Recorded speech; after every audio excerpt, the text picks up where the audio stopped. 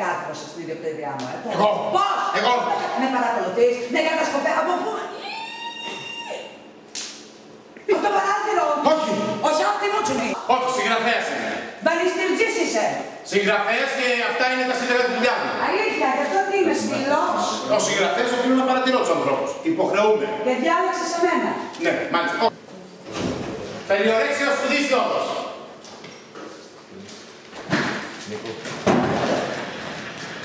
Τι κάνεις εκεί?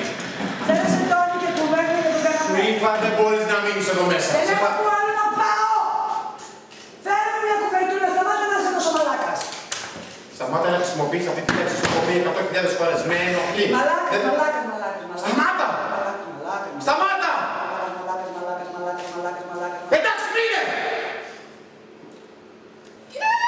Γιατί το έκανες αυτό? Ποιο? Γύρισες κάτω το φλιτζάνι από την άλλη μεριά, λες και είναι μέλη. Ναι!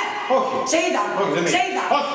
Σε είδα! Ξέρεις πώς με κάνεις και αισθάνομαι σαν μια κατσαρίδα που έχει μπει μέσα στο πεντακάθαρο σπιτάκι σου και δεν έχεις το θάρρος να τη...